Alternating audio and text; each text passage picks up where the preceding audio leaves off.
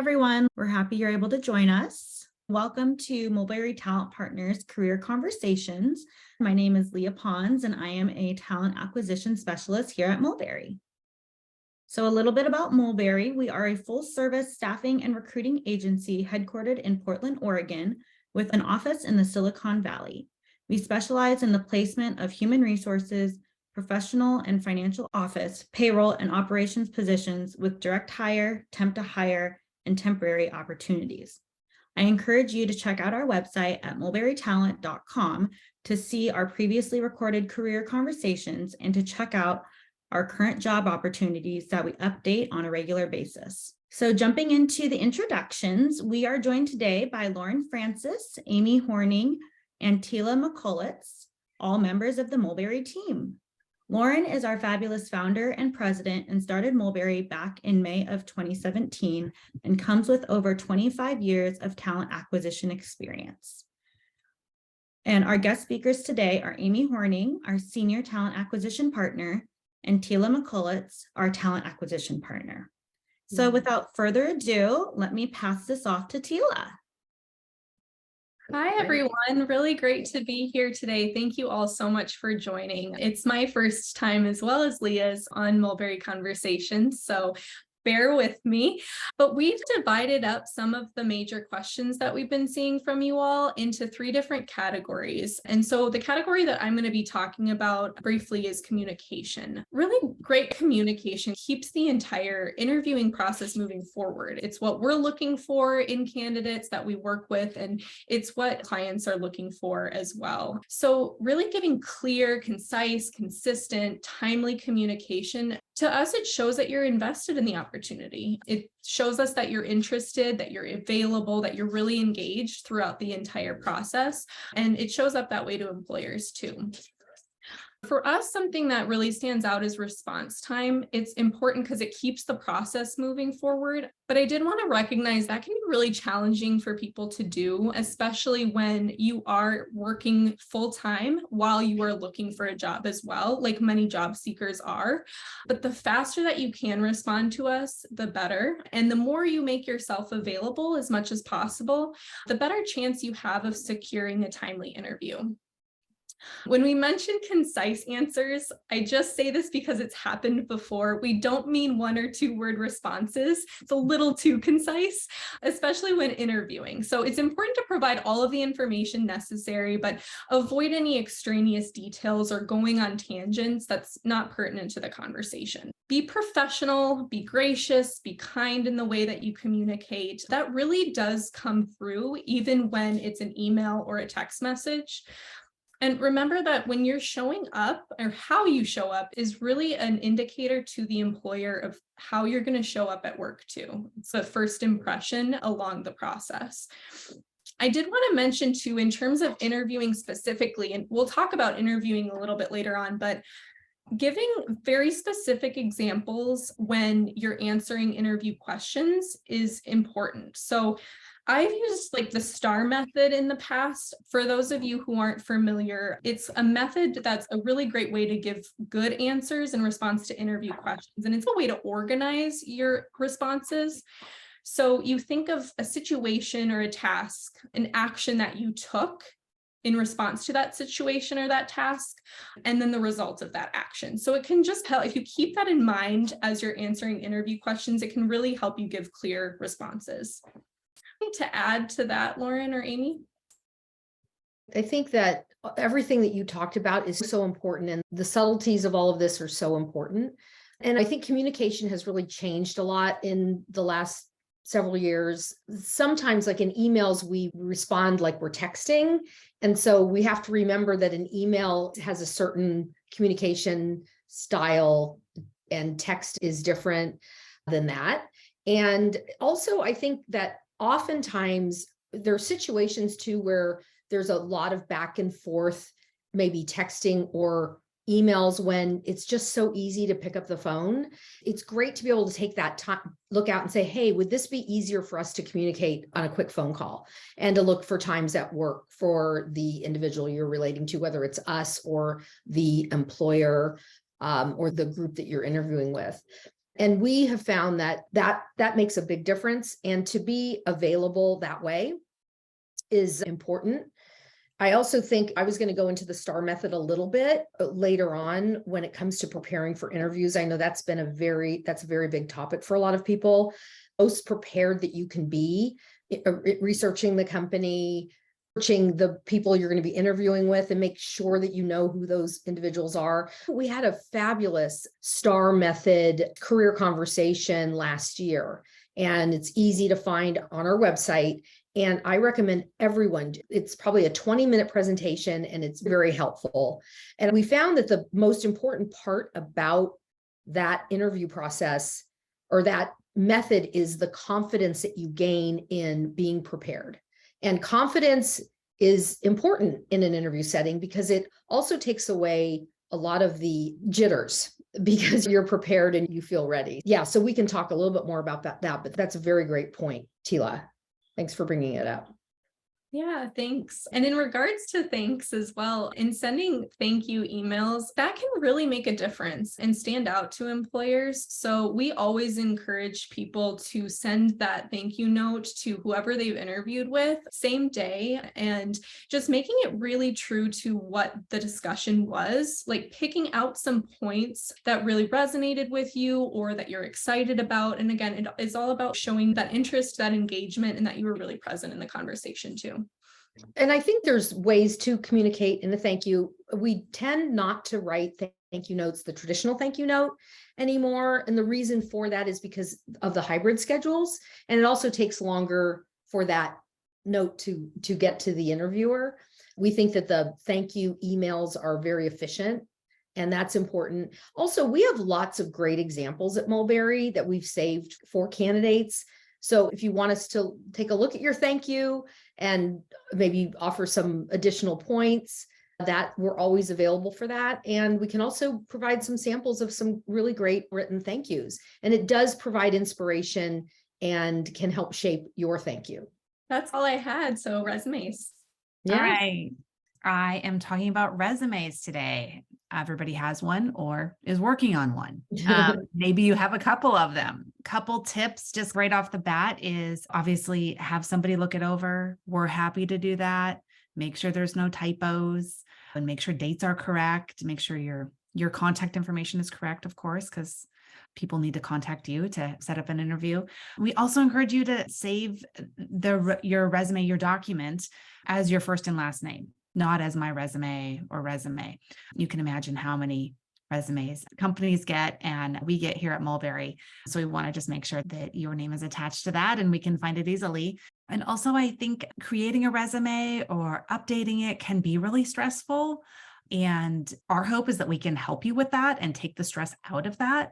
I work with a lot of candidates who are working on their resume for one reason or another. Maybe they haven't been in the job search or job searching for a long time, and things with resumes change over the years.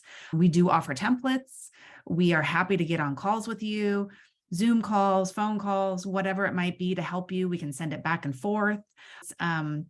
It can be stressful, and sometimes you just need another pair of eyes to look at it because you've been looking at it all day or multiple days in a row. We're happy to help there. And then also too, I think candidates, they're open to feedback on the resume. I always will ask that if I see something or see some areas that I think it could be stronger, I will ask if you would be open to feedback. And I feel like most people are, but it is a good idea to be open to that feedback. We did get a few questions about cover letters. I do feel like some companies still are looking for that. Other companies are not. That can be another source of stress in terms of what do I say? Like Lauren said, we have examples if you want that. I think sometimes a cover letter is nice if you're changing industries, if you're changing a career path, if you have a pivot for any reason, if you would like to explain that with COVID, you were home doing online school with your kids for 2 years, that could be included in there. Or if you've been in one type of role for many years and are now making a pivot to another one, that we're happy to help with that. Don't feel like you have to have a cover letter though. Some companies may ask for one, but I feel like we're getting out of having cover letters. Let's see what else. In terms of what to showcase on your resume and how far to go back, we generally recommend about 15 years. That can depend upon your background. If you've been in the workforce for a long time and there's a critical position that you were at more than 15 years ago, then maybe include that. So that would be more of a case-by-case basis in terms of how far you should go back. Tila and Lauren, you have anything else to add on resumes? Tila, you want to go first? I certainly have some things to add. Sure. Yeah, I was just thinking about, there was a question about like how long to go back. And also it brought to mind, like with schooling, for example, I'm seeing more and more people just remove dates from what year they graduated high school, if it's on their resume, or college. They're really not necessary. So I think you can remove that and it still is effective. But companies do really value longevity. Like Amy was talking about, if you have some great longevity with a company, showcase that, it will stand out. I also think too, to be prepared for reasons for transitions and to be able to talk about that with confidence. Sometimes there are situations where it was a challenging exit, and we want to help our candidates prepare for those questions and how to frame the exit. A lot of times people share too much information that's not necessary, and it's not really helpful. And there are ways to be accurate. You want to be accurate about the reason for transition from one company to another. At the same time, you also want to be mindful of how that shows up for you. And so it really makes a difference to talk through that with someone on our team or people that you know, so that you feel confident about sharing. And many times you do have to think it through. And so we would love to help you with that. Here at Mulberry, we're champions for our candidates. We say it all the time, and it's really true. We want you to be successful in your careers and in your lives. And so when we work with people, we don't always have the right role at the time that you register with us and at the time you're looking. But we do offer a lot of great tips and advice so that you can take that advice and apply it to your job search. And then we're connected. And then we also have an opportunity to work with you in the future. That's really important to us. One of the things too, when you're working, and I've talked about this in the past, is to keep a living resume.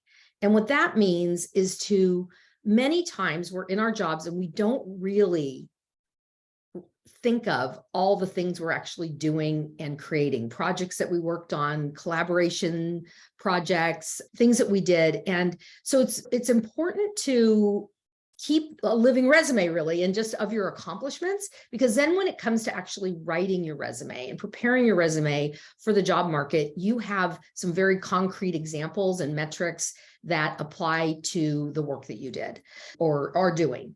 So that's important advice that we've given to a lot of our candidates. And I think too, that the gap question, there's fewer organizations are questioning gaps where they used to be, because there's a lot of reasons for gaps that are not really the business of others. And so that is true. But at the same time, I think if there is a gap that you would like to not explain, but just share, that's important too, because to be transparent about things and offer those reasons before someone asks. So I've seen many times on resumes, gap to take care of a family member, or gap to return to school, or just whatever the reason is. And so sometimes that is helpful, because then what it does is you don't want to leave the reviewer with a question, you want to give them information. So it depends on how that's done. And sometimes it's done in a verbal way in an interview, and other times it can be helpful to have it on your resume depending on the situation. And we can certainly help talk through that with you. And Amy was saying earlier, we have lots of resume templates that we can share with you. There's a lot that you have online that are available to you as well. We also have resume writers that we refer to our candidates all the time. And they also can help with your LinkedIn profile, which is really important that the two match, and that you also have the right title on your LinkedIn profile. Sometimes we'll see titles that are not searchable. for example, it might be, I'm a customer service champion. That doesn't usually show up in a search. So what you want to do is you want to be very specific. Like one of the first questions I asked candidates is, oh my gosh, you have such a great background. You must be receiving a lot of inquiries from recruiters and companies. And they said, no, I'm really not. And then I'll say, let's look at your LinkedIn profile. And we do. And the title is not searchable. So that is so important, to work with someone that understands how LinkedIn works and all of those different tools that are available to you, so that you have a profile that really helps you get to the next role. And that is a huge part of it. There's certainly other metrics and ideas. And we do have a couple of LinkedIn career conversations from our past recordings that could be helpful as well. And then I agree with what Amy said, talking about be open or ask, what do you think of my resume? And is there anything you would recommend changing? For example, a lot of people are in a contract job, or they've had multiple contracts and it doesn't say contract on their resume. So people think, wow, they've had a lot of transitions, as opposed to those are contracts. One other point about contracts is that it's actually, use it to your advantage, that people that have been in multiple contracts for whatever reason it might be for growth or experience. It might be during a tough employment market where that was the solution for continuing to work.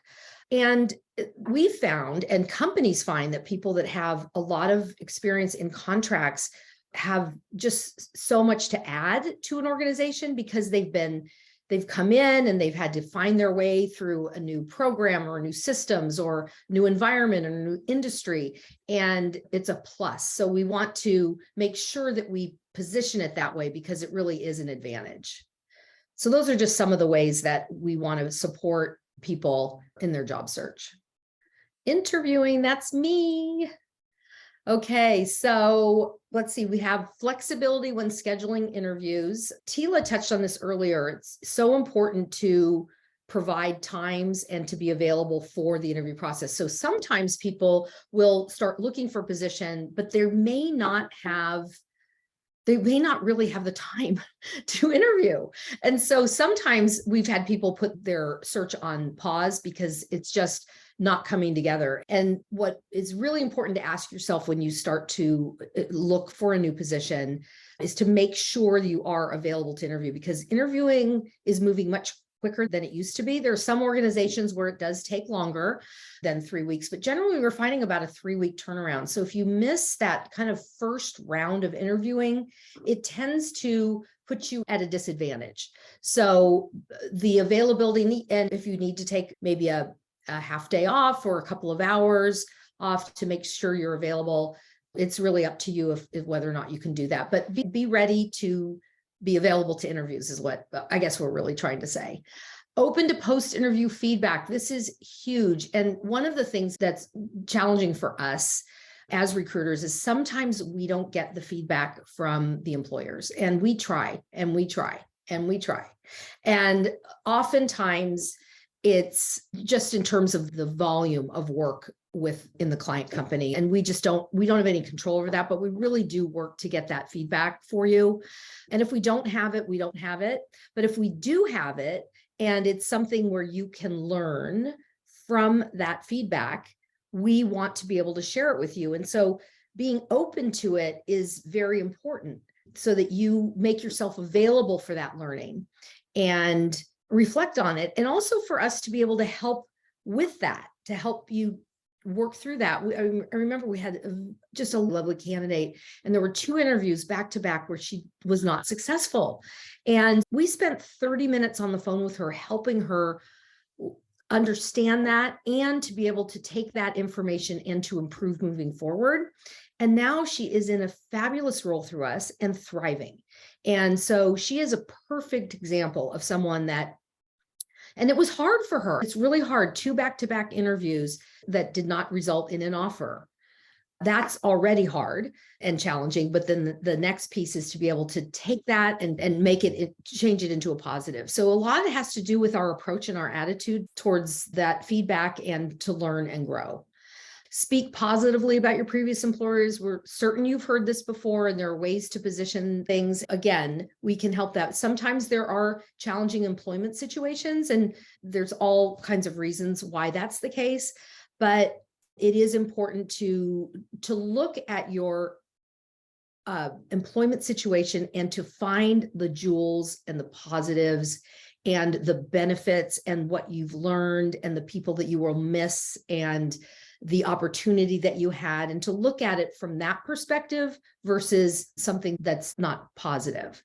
Do your research. Sure, you've heard this before, but again, it's really researching the company. Some people go on the website and make it a 30-second thing. No, it really is important to explore the organization, to look at their history and how they were founded, and some of those interesting things that are just so important to know, and surprise you how fascinating some of these stories are. It really is. And especially some of these legacy companies that we have in Portland. And so you can bring that to your interview, and it's exciting, and you have this depth that you can bring. And looking at, and sometimes there are situations where there aren't like great Glassdoor reviews. And sometimes we have to look at that and say, we don't want to shut it down or ignore a organization because of that. Sometimes it's important to maybe in some situations in an interview to ask about that. Just say, I saw lots of negative reviews and wondering what they have to say about that. And what would be important in that situation would be to have them come back and speak to it. It might be that the company was going through a transition. They might have had a sale or an acquisition or a merger. And oftentimes in those situations, there's a lot of change that goes on, and it's not easy on the company. It's not easy on the employees. And so we do have to look at sometimes the situation and understand it better so that we understand why that's the case. And researching your interviewees is very important as well, just to understand their backgrounds and to know a little bit more about them. And in terms of the research, we said the website, but also there might be some people that you know at the organization and you can learn more about the company. And oftentimes we do a thorough intake with our clients. And so we often know some of the challenges that they're facing. So we want to know, okay, what are the challenges? Because every company has them. And what are the opportunities? And what are you looking forward to? Or what are the goals of your organization moving forward? And how do you want to improve things? So I think it's always important to go in with an open and positive mind about the organization that you're interviewing with. Now, I know the next area that we're going to be talking about is just some questions as it came in. Is that correct, Leah? And I believe that if people want to put anything new in the chat, we can ask or answer any questions. We were really impressed with the number of questions that came in, the great questions that came in, and we really appreciate your participation in that. There are some specific questions. Did you have them, Tila, or how do we want to talk about those questions? I do have one that I really did want to touch on. I think it's kind of a good segue to what you were just talking about and being prepared and having done research on the company. Someone had asked how to determine if a company would be a good cultural fit during the interview process, or what's the best way to find out if the organization's supportive, collaborative. I think in asking them questions that during the interview process that are broad is fantastic. You can also go narrow. So maybe instead of just asking general questions about the company culture, through digging in and really doing your research on the company itself, they might, for example, advertise that they value people who speak up and share ideas, and that resonated with you in terms of culture, and that's a piece of the culture fit that you're looking for. Ask about that specifically. So you could say, hey, I read this on your website. It really excited me that you encourage your team to have a voice. I would love to hear an example of a time that an employee brought up an idea and it was implemented. So that gives them a really specific response to that and you a better idea of maybe their culture in general. Yeah, and to add to that, I think that there's ways to ask questions. For example, I noticed on your website that you show your values and your mission, and how does that resonate within the organization? Can you tell us how those values are present in your organization and how they show up? Or talk to us a little bit about the work environment in terms of collaboration. Do you work in teams? How do you work in terms of collaboration, and what does that look like? So there are lots of different ways to ask the question, but usually it's really coming from, how does the organization show their values within the employee population and the groups? Awesome. So, So someone did ask, how do you find a job when the job market is so competitive? again, it's about preparation and to have that confidence. One of our candidates, he worked on his resume. And he worked with a coach, which was great. And we're coaches too. So you don't necessarily have to go out and spend a lot of money to revamp your resume. And if you can, that's great. To always work with a coach is great. But we are coaches and we do have lots of resume templates. But to be prepared for the process, the one candidate said to me, after I revamp my resume, I feel so confident that it's a representation, the resume, of your work life. And to be able to confidently have that represented on your resume, in turn, brings confidence to you. And so it's about that confidence and feeling empowered and feeling good when you enter into the job market. So sometimes people aren't as prepared, and it does affect how successful you are in the process. So it's about preparation, all the things that we talked about: researching the company, having a resume that works, doing your research, being able to rehearse questions to be able to speak confidently about transitions and some other things. And then, of course, some of the behavioral questions that come up are important to prepare for as well, and to have examples. May I add something to that, Lauren? Sure. A tip that was given to me when I was starting my job search that was really effective is, if you have a LinkedIn, which we all should, you can upgrade to a premium account for free for 30 days. And what that does for you is it allows you to see when a job posting was posted by a company, and it also allows you to see how many applicants that posting has had. So it helped me to prioritize positions that I was interested in that had fewer than 50 applicants, because it just gave me a greater chance of at least my resume being seen. And then you can go and search other opportunities beyond that maybe have a greater turnout. But that was a great tip I thought I'd just share. No, that is a great tip. Awesome. What other questions that we want to cover? I don't know if anybody wants to go into the chat and ask any additional questions. Yeah, there's a great one here. Are companies trying to move back to more on-site work, or is the changing culture to more hybrid or remote? Do you guys want to take that? I certainly have some thoughts. I can take that or start with it. I do think that more and more companies are going back to being on site. That said, I do think that many companies are going to keep the hybrid model, but that is here to stay. I also feel like this is very dependent. So I feel if you're working in tech, and for a tech company, a software company, and everybody's remote or hybrid, then that's what most of their job postings and jobs will be. If you are working for a manufacturing company, everybody's on site. And so you will be on site too. And so I do think we work with a lot of HR professionals. And so I think, especially for HR, that is very important, that if all the employees are on site, you need to be there to support them and things like that. I think companies are trying to be flexible, although there are many companies where their company culture is on site as well. And so we see more and more going back to having people on site and at least doing hybrid as well. I think there are some remote opportunities still, but we don't see nearly as many as we saw about a year ago or so. Yeah, no, that's true. Another question that was asked was about, what are some tips you offer for job seekers over 50? One of the tips that we have is the Lake Grove Presbyterian Church. They have an independent job group that meets once, I think it's every Monday. And they have excellent people that are there to help individuals looking either to pivot, or people that are more mature in their career, A lot of them are former Intel executives that are volunteering their time, and it's just a great group. So I would certainly check that out. And also talk to someone about, let's look at the resume together. Let's look at your career. What do you want to do? How do you want to get there? What are some ideas and thoughts that people can provide? What we always tell people is don't do this in isolation. There's a lot of resources out there.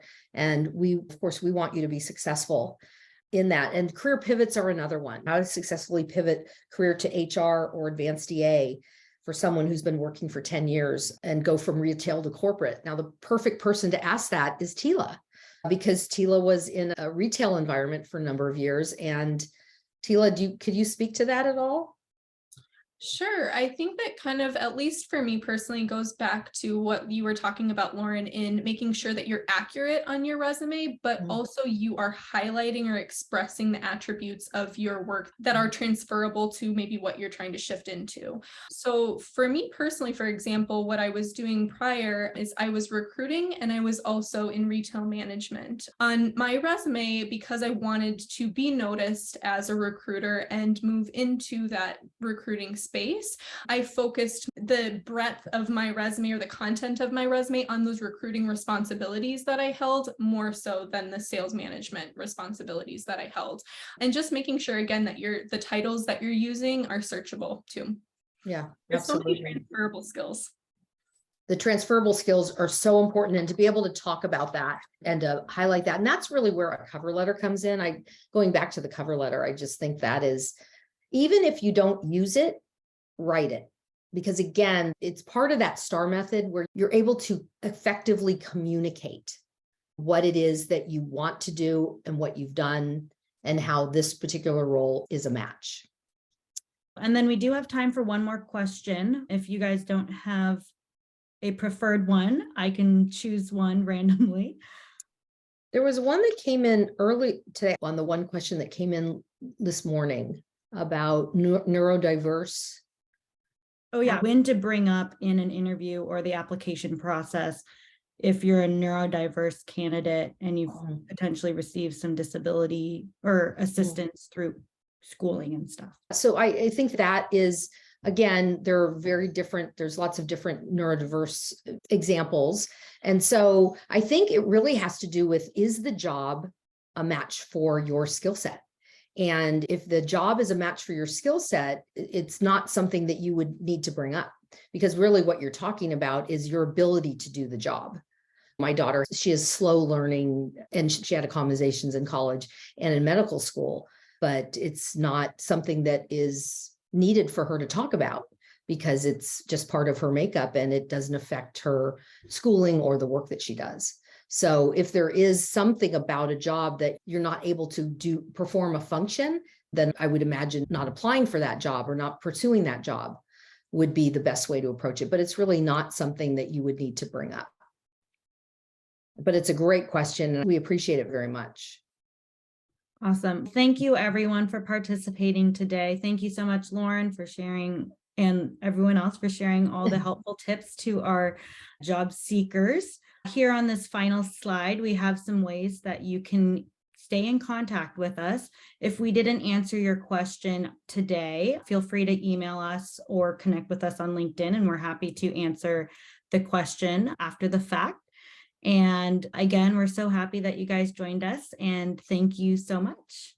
And then if people do want to reach out to us about we tried to answer all your questions. And of course, if we missed anyone and you'd like to inquire, please do. And we'd love to help you with that question. So thanks everyone. Have a great upcoming holiday. And we're so pleased that you spent time with us today. Have a good afternoon. Bye everyone.